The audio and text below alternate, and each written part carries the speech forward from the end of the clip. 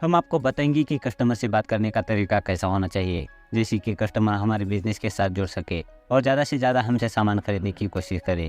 इससे जुड़े हम आपको और भी जानकारी इस वीडियो में देने वाले हैं। तो चलिए बिना किसी देरी के हम आपको कस्टमर से बात करने का तरीका बताते हैं। सबसे पहला तरीका यह आता है कि आप कस्टमर से मुस्कुरा कर बात करें।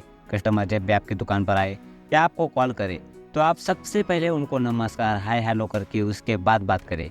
आप बातचीत में मुस्कुराहट बनाए रखें। मुस्कुराहट से आप अपने ग्राहक के दिमाग में यह बैठा सकते हैं कि आप बहुत ज़्यादा पॉजिटिव इंसान हैं। आप ग्राहक से बात करते समय उनसे दिलचस्पी बनाए रखे हुए हैं और आपके लिए वह स्पेशल है। एक बात का आप और ध्यान रखें कि कस्टमर से बात करते समय ज़्यादा मुस्कुराने की भी कोशिश ना करें।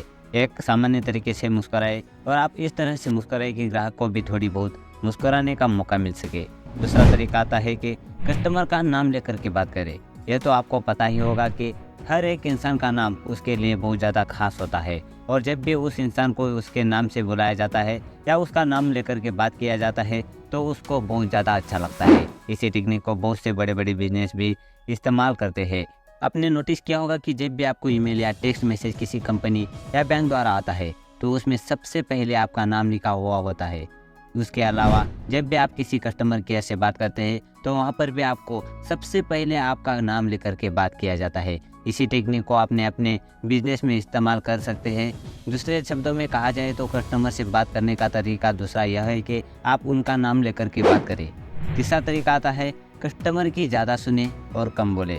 आज के समय में जितने भी लोग इस दुनिया में मौजूद है उसमें से 90% या कहा जाए तो 99% लोग ज़्यादा बोलना पसंद करते हैं। वह चाहते हैं कि वह ज़्यादा बोले और दूसरे लोग उनकी बात को सुने और इसी चीज़ को आपको अपने फ़ायदे के लिए इस्तेमाल कर सकते हैं। यानी कि आप कस्टमर को ज़्यादा बोलने दें और खुद शांत होकर सुनते रहें। कम बोलने से यह फ़ायदा होता है कि आप ऐसी बात करने से बच पाएंगे जिसको कह करके आपको किसी भी तरह का नुकसान अपने बिजनेस में हो सकता है। चौथा तरीका है पूरी बात सुनने के बाद बोले।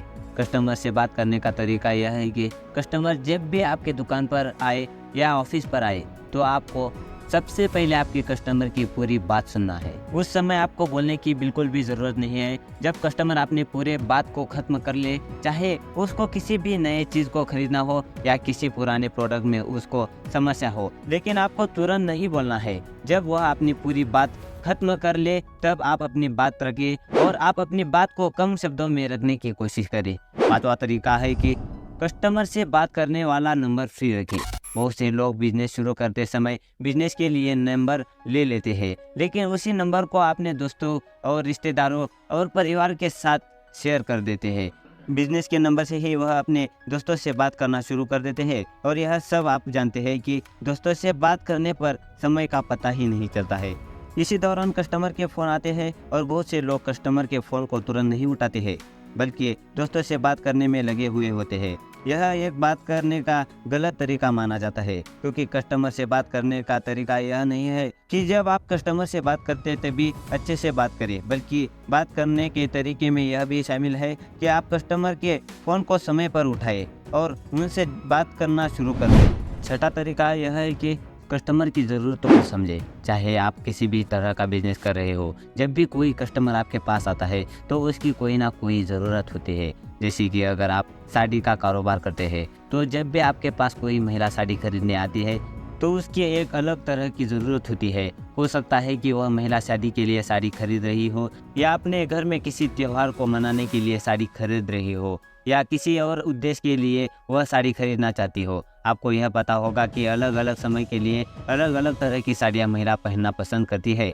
आपको सबसे पहले उस महिला की ज़रूरत को समझ लेना है, उसके बाद किसी भी साड़ी को आपको दिखाना चाहिए। ऐसा करके आप अपना खुद का समय और उस महिला का समय बच सकता है। कस्टमर से बात करने का तरीका में यह भी शामिल है कि सबसे पहले ग्राहक की ज़रूरतों को समझ लिया जाए और उसको उसी प्रोडक्ट के बारे में बता दिया जाए। सातवां तरीका आता है कस्टमर से बात करते करते दूसरे काम को ना करें। चाहे आप खुद अपने दुकान या बिजनेस में ग्राहक से बात करते हैं या आपने लोगों को नौकरी पर रखा हुआ है जो कि आपके ग्राहक से बात करते हैं, परंतु आप इस बात का ध्यान रखें कि ग्राहक से बात करते समय किसी अन्य काम को नहीं करना चाहिए और न ही अपने मोबाइल फ़ोन को चलाना चाहिए।